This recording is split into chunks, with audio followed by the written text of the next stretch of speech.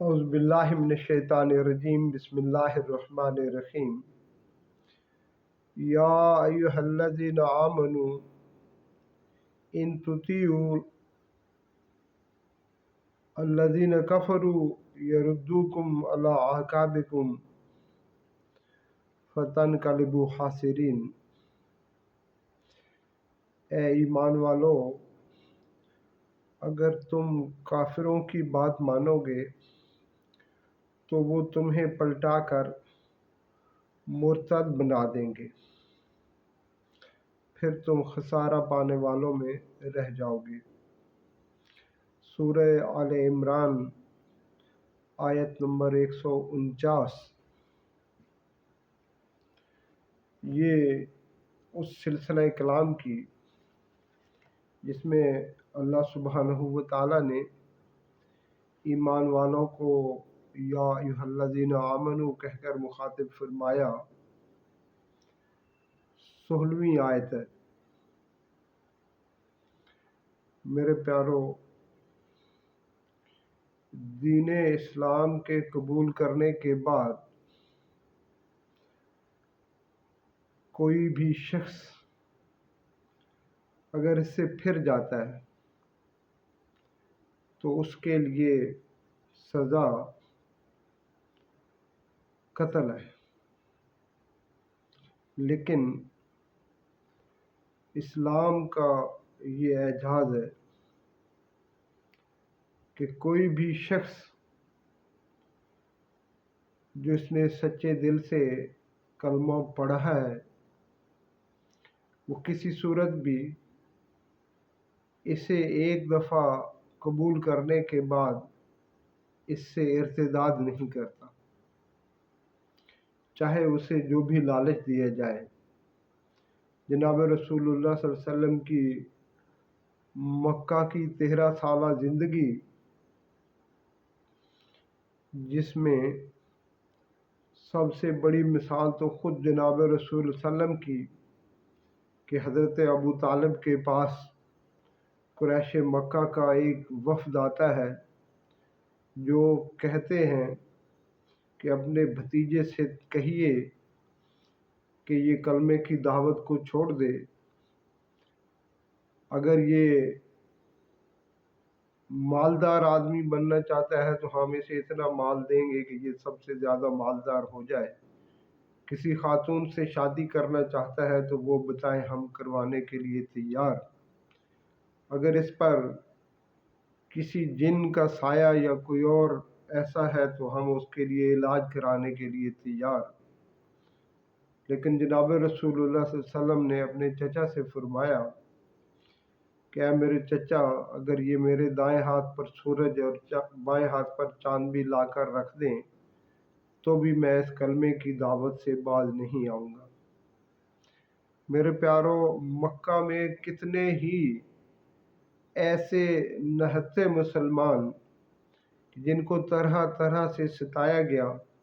لیکن ان میں سے ایک بھی ایسا نہ ہوا کہ جو اس کلمے کی دعوت کو چھوڑتا۔ شاہ ہرقل نے، شاہ روم، اس نے اپنے ملک میں ابو سفیان کو بلایا جو ایک تجارتی قافلے کے ساتھ گیا ہوا تھا اور جس نے ابھی اسلام قبول نہیں کیا تھا، تو اس نے چند سوالات کیے، جن میں سے ایک سوال یہ تھا کہ محمد رسول اللہ کا جو بھی کلمہ پڑھنے والا ہے کیا وہ اسلام لانے کے بعد اس سے پھرا ہے؟ تو ابو سفیان نے کہا کہ نہیں، ہرگز ایسا نہیں ہے۔ میرے پیارو، اسلام اللہ سبحانہ و تعالیٰ کے ساتھ ایک ایسا تعلق ہے کہ جو جب قائم ہو جاتا ہے تو پھر اس کی حلاوت، اس کی مٹھاس دلوں میں محسوس ہوتی ہے۔ دنیا کا لالچ دے کر، دنیا کے عہدے، دنیا کی جائیداد اور دیگر چیزیں دے کر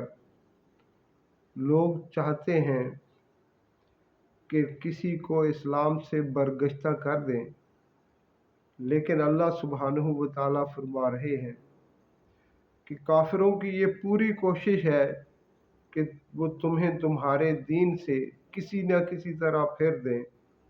लेकिन अगर तुम उससे फिर गए तो फिर यकीन करो कि ये बहुत बड़ा खसारा है। मेरे प्यारों, जनाब रसूलुल्लाह सल्लल्लाहु अलैहि वसल्लम के पास मक्का से एक शख्स मदीना गया। कुछ अरसा रहने के बाद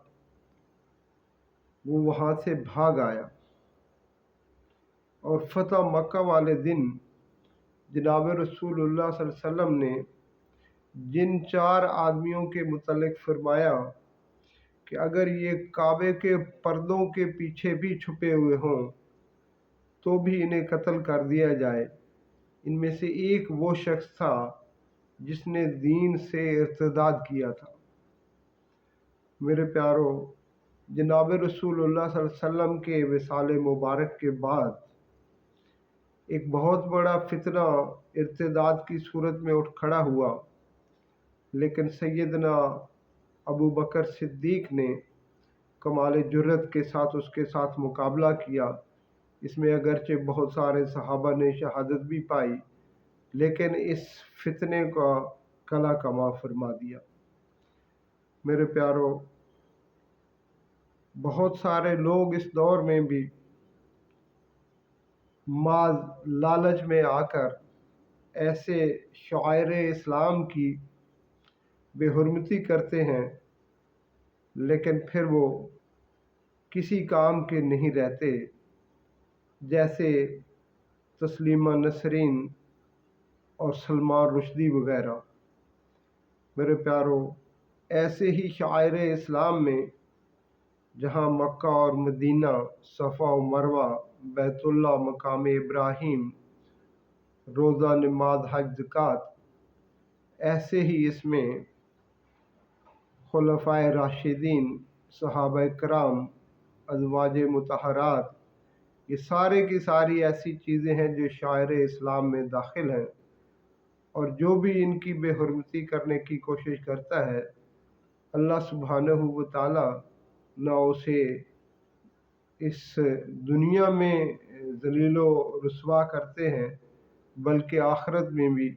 उसके लिए लानत है। अल्लाह सुब्हानहू व तआला हमें इस्लाम पर इस्तिकामत अता फरमाए। अल्लाहुम्मा मन अहयैतहु मिन्ना फ़अहयिही अलल इस्लाम व मन तवफ़्फ़ैतहु मिन्ना फ़तवफ़्फ़हु अलल ईमान।